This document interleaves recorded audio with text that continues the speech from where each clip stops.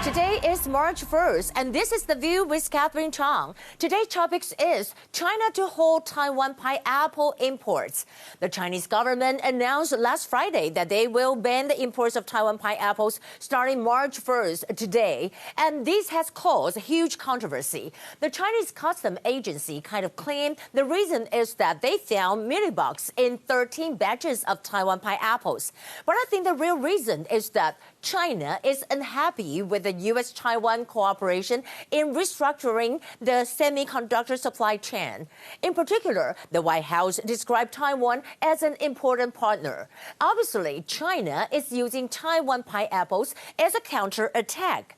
Here are some points. A. The Minister of Taiwan Council of Agriculture, Chen Jizhong, immediately launched a press conference and fought back, and he said that the qualification rate of Taiwan pineapples in 2020 is 99.7%. Since October, it has been 100% qualified. And why does China suddenly unilaterally decide to suspend Taiwan pineapples? It is unacceptable. B. I think if China really finds mealybugs in Taiwan pineapples, the right thing to do is to send them back to Taiwan rather than prohibit all imports. In fact, this is the first time in more than 5 years since President Tsai took the office that China has banned the imports of Taiwan pineapples.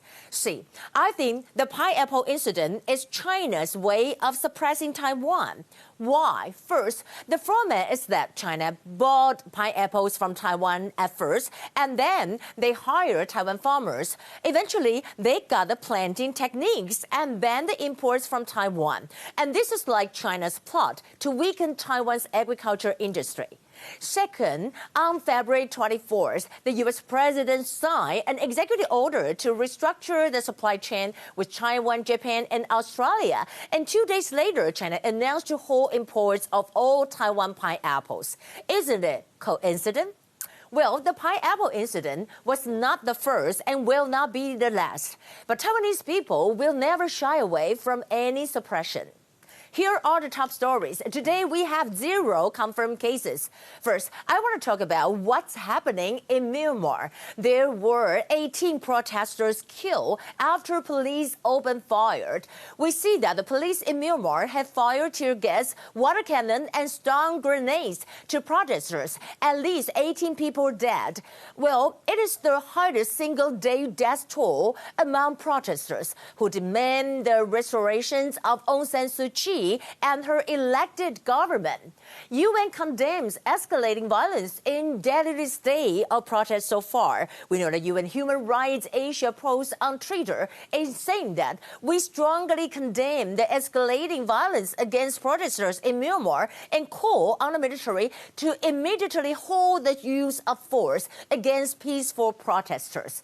On the other hand, China to hold imports of Taiwan pineapples, with China suspended the imports of Taiwan pineapples starting from today. And the Chinese official media, Global Time, even published an article to tease Taiwan's reaction and warn that there might be the next wave. Well, however, Taiwan stepped up for pineapples. Taiwanese government, led by President Tsai, all show support for Taiwan's pineapple industry. President Tsai visited Kaohsiung on Sunday to help farmers to sell their products. And she said, that's eat pineapple to support farmers. Well, according to Sankei News,產經新聞, China Xi Jinping will not make the state visit to Japan this year. And why is that?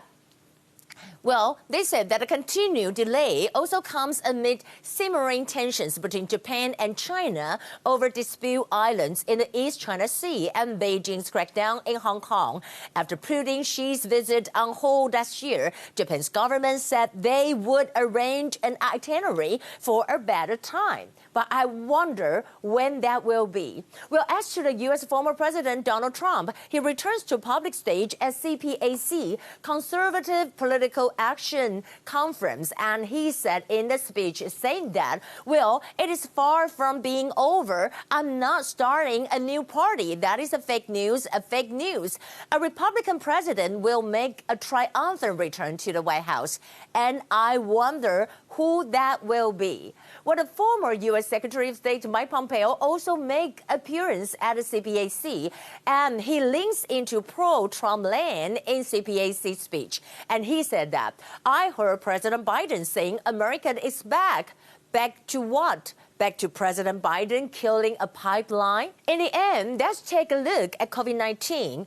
U.S. administers 75.2 million doses of COVID-19 vaccine. According to the U.S. CDC, over 75,236,000 doses of COVID-19 vaccines have been administered in the country. Well, in addition, the FDA had granted emergency approval to the vaccine made by Johnson & Johnson, which is the third to be authorized after Pfizer and Moderna, and the first to require only one shot. That will be the view for today. This is Catherine from Taipei. I hope you have a nice Monday night, and I'll see you again tomorrow.